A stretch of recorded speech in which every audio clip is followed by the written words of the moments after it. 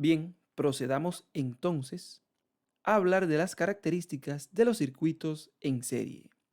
Número 1. En un circuito en serie, la corriente que circula por todos los elementos es la misma. Repito, la corriente que circula por todos los elementos es la misma.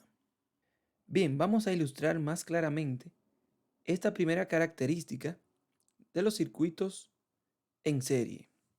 A la derecha podemos ver el circuito en serie que tenemos en nuestra diapositiva, donde vemos una resistencia R1, una resistencia R2 y una resistencia R3. Esta es la forma como se simbolizan las resistencias en los circuitos eléctricos.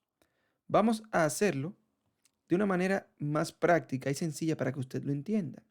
Así que haremos el mismo circuito equivalente con elementos conocidos para nosotros.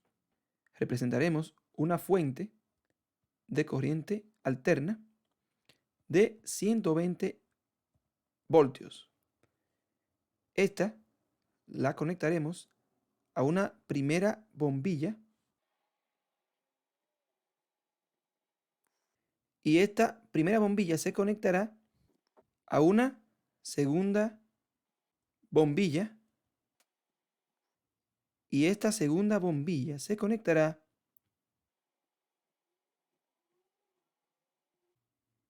a una tercera bombilla. Entonces, cerramos el circuito. Este es exactamente el mismo circuito que tenemos en la derecha. Aquí tenemos a R1, R2 y R3. ¿Y qué nos dice la primera característica? Bueno, que la corriente I que circulará por R1 es la misma que circulará por R2 y la misma que circulará por R3. Es decir, la corriente que circula por todos los elementos es la misma. Esto es muy fácil de ver, ya que la corriente solamente tiene un camino. Vendrá y entrará a la bombilla R1, seguirá su camino y saldrá por la terminal de salida, continuará por el circuito, entrará a la bombilla R2, pasará por el filamento de esta, produciendo luz, y así saldrá por la terminal 2 o la terminal de salida. Continuará el recorrido del circuito, entrará a la bombilla 3, pasará por el filamento de esta, produciendo luz, y saldrá por la terminal de salida de esta. Así, continuará su recorrido y volverá a la fuente de donde salió. Por esto es un circuito, porque es un camino cerrado y está conectado en serie, porque cada uno de los elementos se conecta de manera sucesiva, de modo que la corriente solo tiene un camino que recorrer y será la misma que pasará por cada uno de los elementos del circuito. Esta es la primera característica de un circuito en serie. Número 2. Si algún elemento se desconecta, se interrumpe la corriente en todo el circuito. Bien, esta segunda característica es muy fácil de entender desde este mismo circuito. Imaginemos que desconectamos la bombilla R2. Pudiésemos desconectar cualquiera, pero elegiremos esta. Desconectamos la bombilla 2, que posee una resistencia R2. ¿Qué pasará entonces en el circuito? Bueno, la corriente no tendrá un camino cerrado por el cual circular, porque dijimos que ella pasaba por cada uno de los elementos, ¿verdad? Como este camino ya no existe, entonces la corriente del circuito será cero, porque ésta no tiene un camino que le permita recorrer el circuito. Es decir, decimos que el circuito está abierto y la corriente de cualquier circuito abierto es cero, por la propia definición de circuito, que debe ser un camino cerrado por el cual circule la corriente. Así que esta segunda característica de un circuito en serie creo que está clara. Número 3. La magnitud de la corriente que circula es inversamente proporcional a la resistencia de los elementos conectados al circuito y la resistencia total del circuito es igual a la suma de las resistencias de cada uno de los componentes o elementos. Bien, coloquemos de nuevo la bombilla para poder hablar de la tercera característica.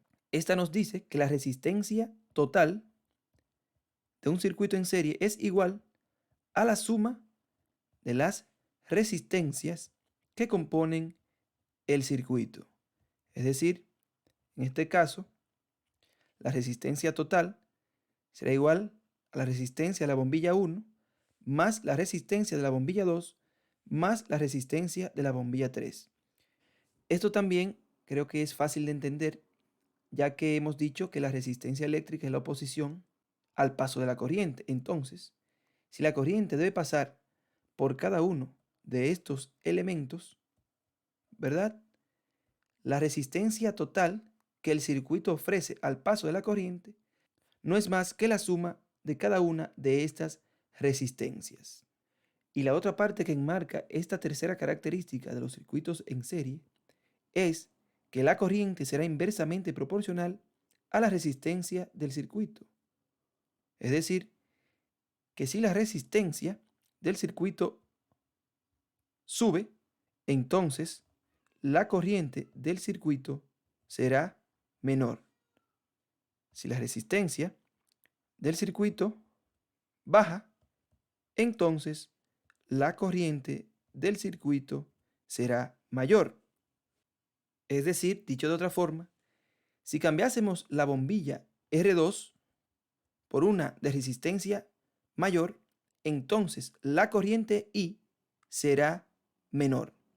Si cambiásemos la bombilla R2 por una de resistencia menor, entonces la corriente I será mayor. Lógicamente, lo que nos está diciendo esto es que a mayor oposición o resistencia, la corriente disminuirá y a menor oposición o resistencia, a su paso, entonces la corriente aumentará.